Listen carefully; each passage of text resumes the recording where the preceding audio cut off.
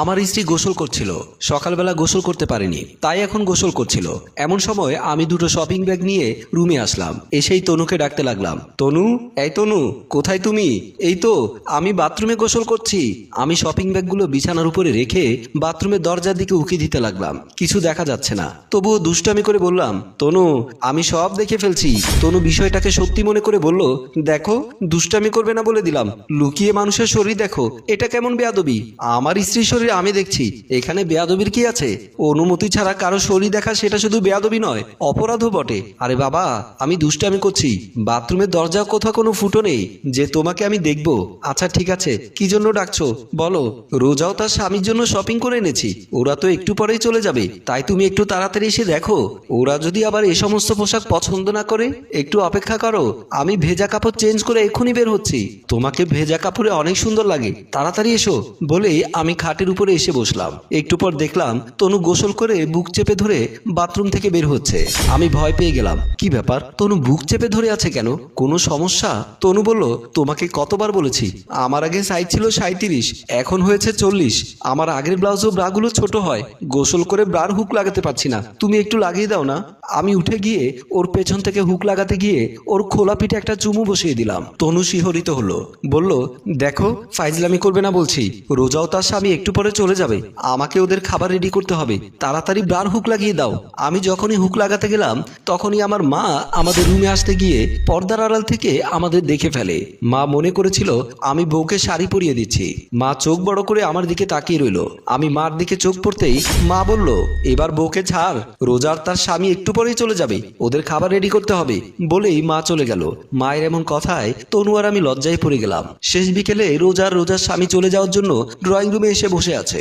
রোজা মাকে বলল, মা, তোমার বউ পাগলা ছেলে আর ছেলের বউ এখনো তো এলো না, আমাদের দূরের পথ, সন্ধ্যা ঘনিয়ে এলো বলে।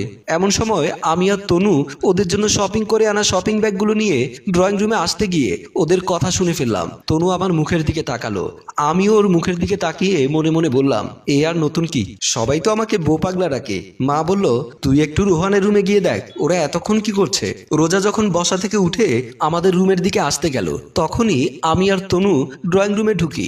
মা বলল, এতক্ষণ কি করেছিস? জানিস ওরা চলে যাবে, শুধু শুধু লেট করার কোনো মানে হয়? মা, একটু আগেই তো আমি তোমার রুম থেকে গেলাম, তুমিই তো বলেছিলে রোজার স্বামী লাঞ্চ করে শুয়েছে, শোয়া থেকে উঠে যাবে।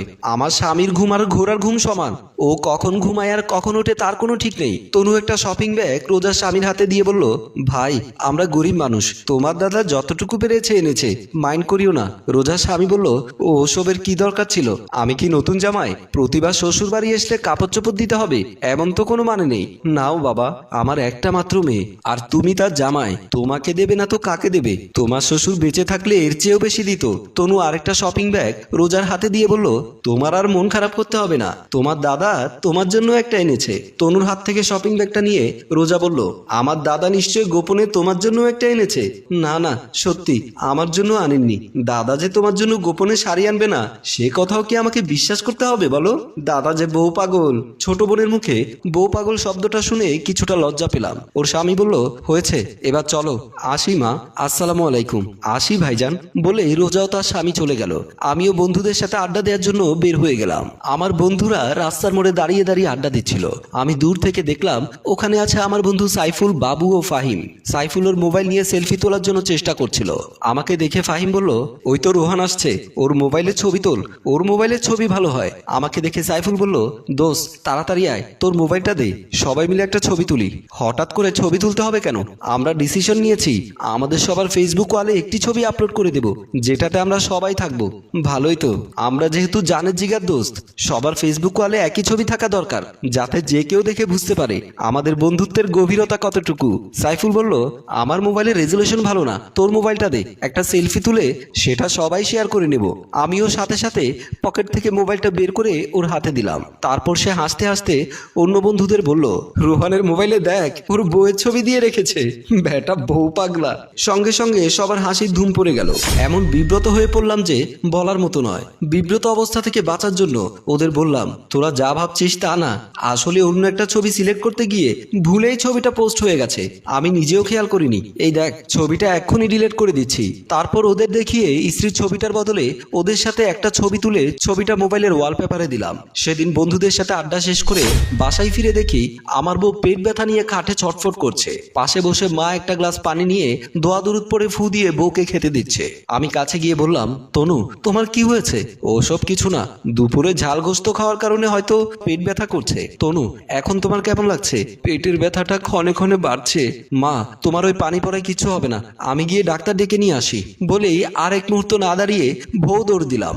রাস্তা দিয়ে যখন দৌড়ে দৌড়ে যাচ্ছিলাম তখন সামনে পড়লো এলাকার চাচা মোমিন সাহেব। উনি জিজ্ঞেস করলো, কি রে রোহান, এভাবে দৌড়ে দৌড়ে কোথায় যাচ্ছিস? কাকা আপনার সাথে এখন কথা বলার সময় নেই। কেন, কি হয়েছে আগে তো বল। আমার বউয়ের পেটে ব্যথা, আমার এক্ষুনি ডাক্তার আনতে হবে। গ্যাস্ট্রিকের কারণেও তো পেটের ব্যথা হতে পারে, তাই বলে এভাবে দৌড়াতে হবে? আমার বউয়ের পেটের ব্যথা দেখে আমার মাথা ব্যথা শুরু হয়ে গেল। আপনার সাথে অত বেশি কথা বলা যাবে না। আমার এমন অস্থিরতা দেখে চাচা বলল, তোমার মতো এমন বউ পাগলা দেখিনি বাপু।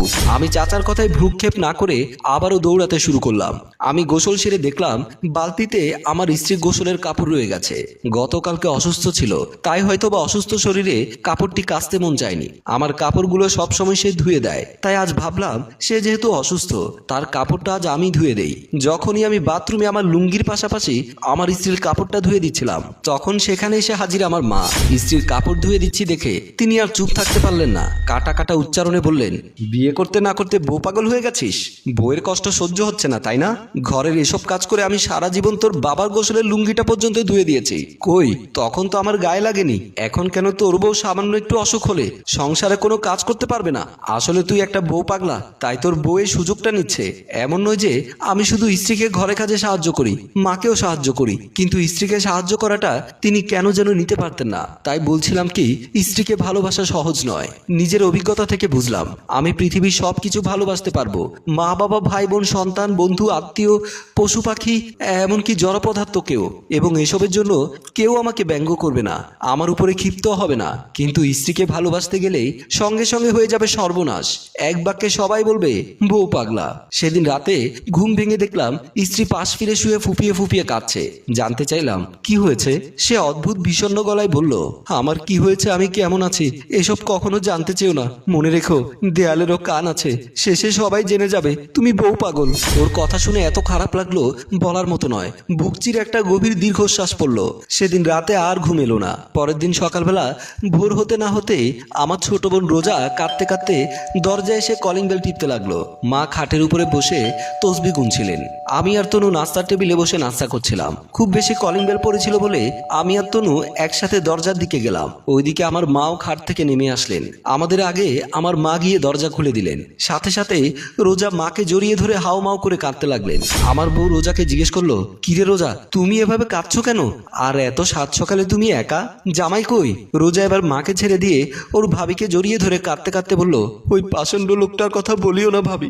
আমি কোনোদিনও তোমাদেরকে বলিনি সে কখনো আমাকে ভালোবাসেনি, প্রায় সময় আমাকে মারতো। আমি যে তার স্ত্রী, তার কাছে সেই সম্মানটুকুও পাই না। কত খারাপ লোক হলে এমনটা করতে পারে? একটা মেয়ে কি তার বাপের বাড়িতে খেতে না পেয়ে স্বামীর সংসারে যায়? যাই তো শুধু স্বামীর একটু আদর্শ হাক ভালোবাসার জন্য। আর আমাদের সমাজে বেশিরভাগ মানুষ স্ত্রীকে ভালোবাসতে জানে না। ওরা মনে করে স্ত্রী হচ্ছে ঘরের আসবাবপত্র, যখন প্রয়োজন তখন ব্যবহার করবে, প্রয়োজন না লাগলে একপাশে ফেলে রাখবে। স্ত্রীকে দাসীবাদী মনে করে।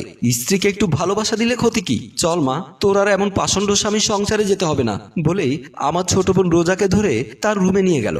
আর আমি তনুকে বললাম, এতকাল মা আমাকে বউ পাগল বলে দুধধ্বনি দিয়েছে, অথচ আজ তার মেয়ের জন্য একটা বউ পাগল স্বামী কামনা করছে। হ্যালো বন্ধুরা, আমাদের সমাজটা এমনই। নিজের ছেলে পরের মেয়েকে ভালোবাসলে বউ পাগল বলে ধিক্কার দেয়, আর মেয়ের জামাই নিজের মেয়েকে ভালোবাসলে সোনায় সোহাগা বলে জয়ধ্বনি দেয়। আমাদের গল্পটি কেমন হয়েছে কমেন্ট বক্সে লিখে জানান।